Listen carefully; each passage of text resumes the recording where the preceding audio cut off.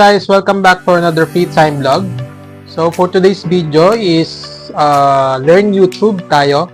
So we're gonna talk about monetization policies. Di ba last time sinabi ko gagawa ko ng YouTube para doon? And so pagkatapos mo ma-monetize, kailangan alam mo kung ano yung mga policies ng monetization. So bago tayo pumunta dun sa, konti lang naman yun eh. Napakaliit lang na policy para sa monetization. Bago tayo pumunta dun sa monetization policies talaga, pag-usapan muna natin yung mga features ng monetization. So, merong iba-ibang way para kumita ka sa YouTube. So, yun yung monetization features.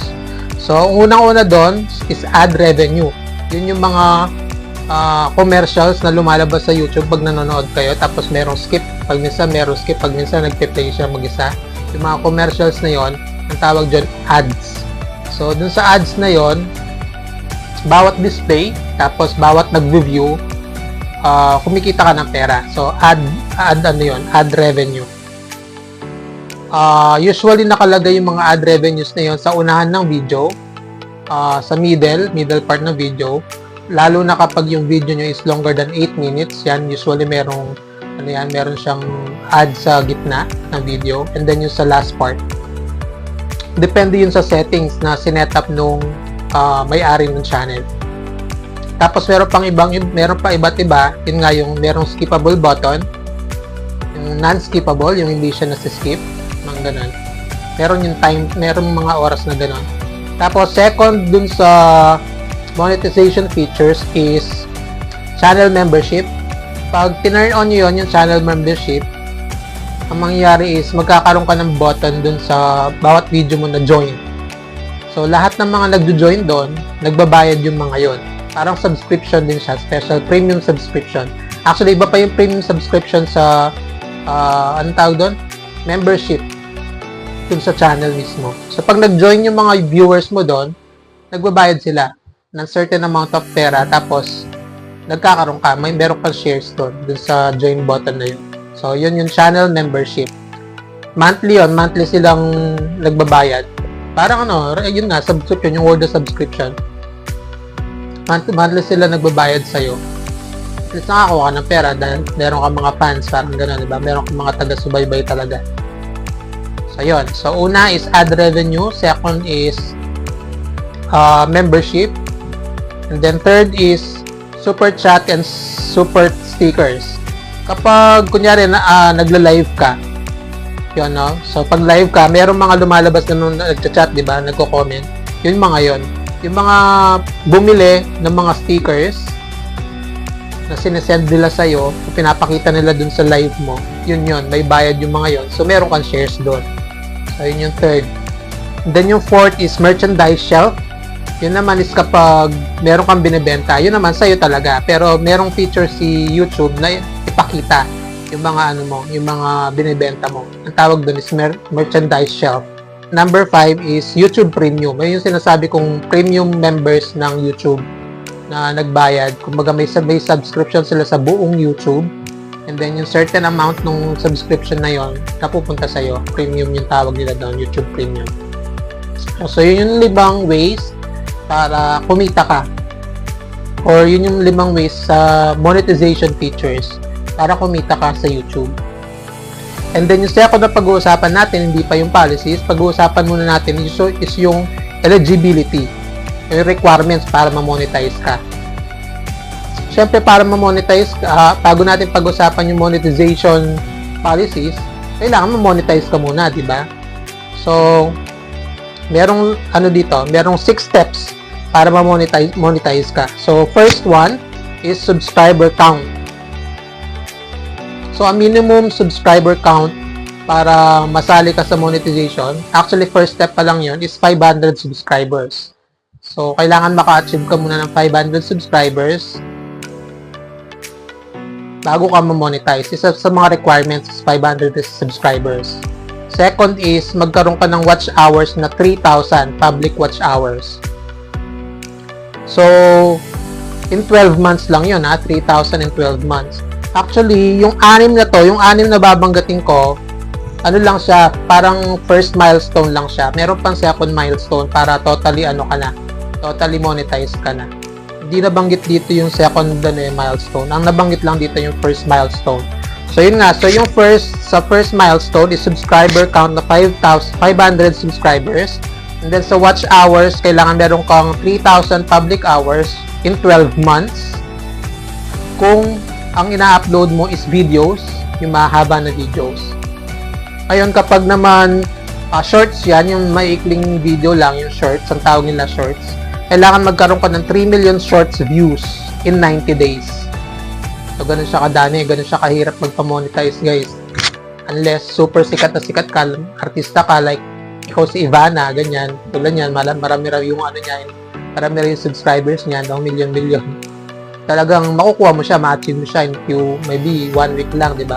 Pero kung hindi ka naman kilala talaga, parang ako, tapos napasok sa YouTube, medyo matagal-tagal bago mo siya makuha talaga. Yun, so yung watch hours, number 2. And then number 3, kailangan wala kang content policies. Tapos, account status, kailangan no active community guidelines strike. So, kailangan walang basta yun. Iwalay kasi yung topic na community guidelines strike. So, for now, ano nyo na muna yan. Tandaan nyo na muna. And then, location available in countries where YouTube Partner Program is active. Kasi meron mga bansa na hindi active yung YPP. YouTube Partner Program. Ayan. Merong bansang hindi kasama, ang alam ko, yung Russia at saka yung Ukraine. Since merong gera doon, temporarily tinanggal nila.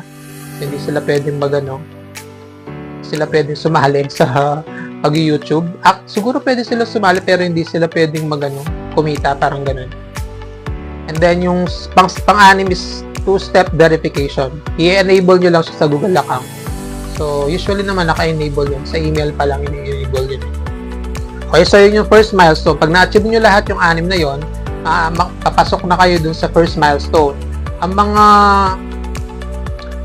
mga monetization features na pasok dun sa first milestone is membership at saka stickers. Tama ba?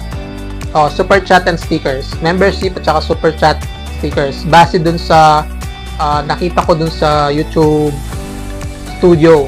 Yun ang mga first pwede mong enable. First option nyo for monetization kapag na-achieve nyo yung first milestone.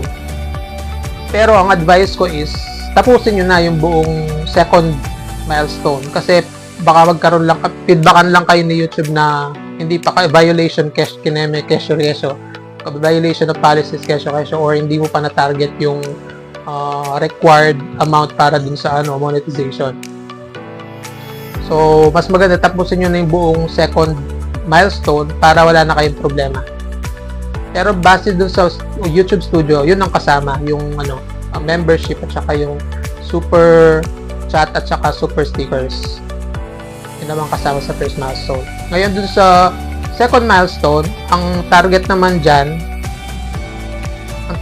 sa second milestone, ang subscriber count mo kailangan 1,000. So, additional 500 from the first milestone. 1,000 in 12 months din.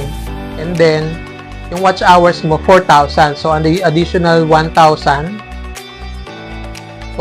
watch hours dun sa first milestone mo, which is 3. So, total of 4,000. Kapag naka 4,000 watch hours ka na, pasok ka na dun sa second milestone. Yun, totally monetize ka na. Ma-activate mo dun is ad revenue, yung mga ads dun sa video mismo. And then, merchandise shelf at saka YouTube Premium. So, yun. Tapos na tayo sa monetization features, sa monetization requirements or eligibility. Pasok na tayo ngayon sa monetization policies, content guidelines. So, ang unang-una, ito, konti lang siya guys, 3 lang actually. So, pinahaba-haba ko yung mga kanina, sinabi ko siya para humaba yung video. Hindi, na rin yun, additional info na rin. So, first, rules sa monetization, monetization policy is, kailangan original yung content mo as much as possible.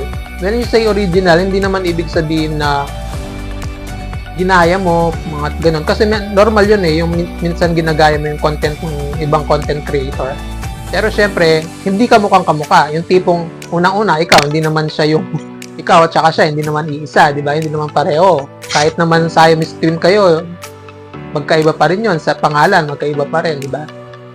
Yung tipong kunyari sa movie, yung trailer, in-upload mo sa YouTube, tapos pina-monetize mo, yun ang bawal. Kasi baka copyright content ka. Kasi kamukha yun unless pinayagan nung may-ari nung di ba? May-ari nung movie or may yung production nung yung trailer na yon. Pinayagan nila na copyin yung video mo at i-monetize mo, which is malabong mangyari kasi merong copyright ang mga movies, di ba?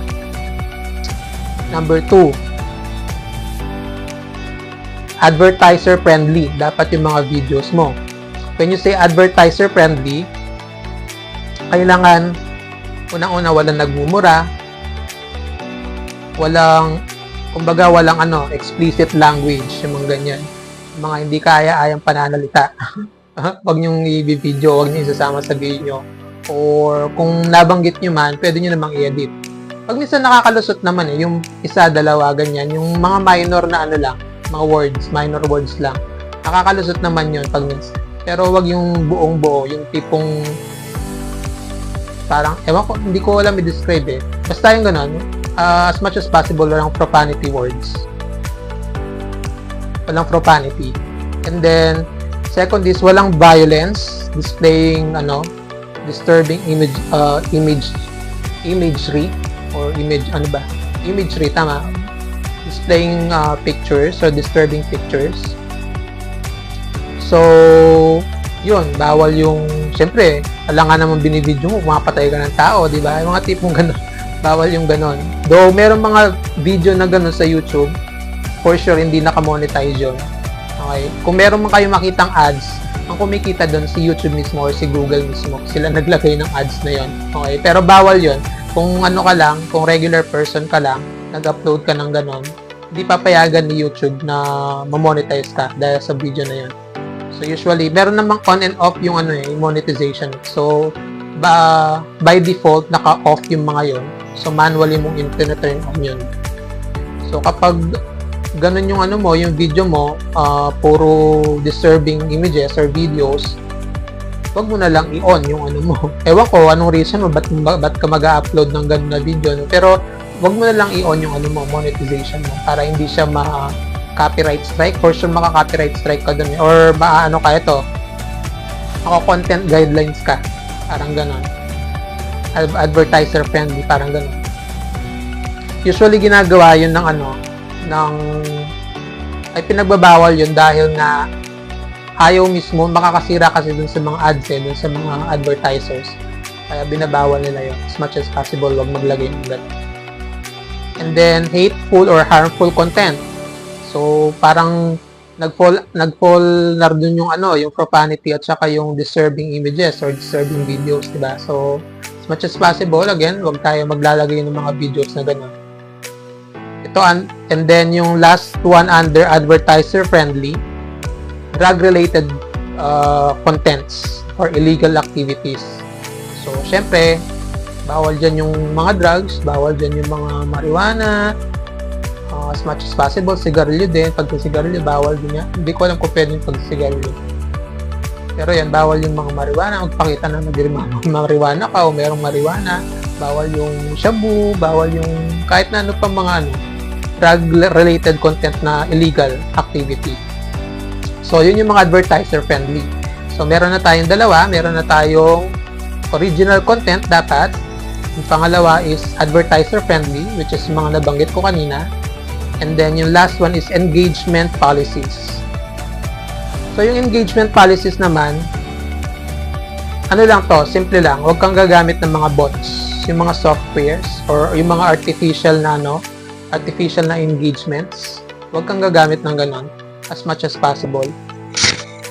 Pwede kang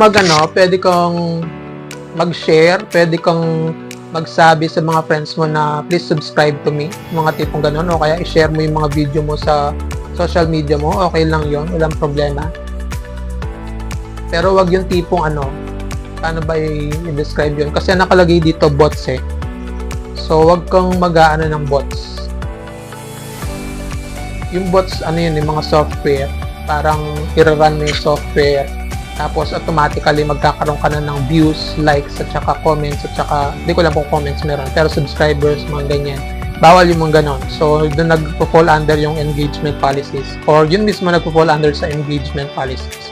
So, yung tatlong monetization policies na kailangan yung tandaan. Okay, so first is, dito natin, original content, originality of your content. Second is, advertiser friendly. And then third is, yun nga, yung engagement policies. Ayun, so hopefully may natutunan kayo. Madali lang naman, basta madali lang. Gagawa ka lang ng content, madali lang ma-monetize ang sa ibig sabihin. Gagawa ka lang ng content, tuloy-tuloy lang. Medyo matagal nga lang sa umpisa, lalo na hindi ka kilala. Oo. Pero kasama kasi talaga yun eh. Pag naman na-achieve mo na, success ka na, di ba?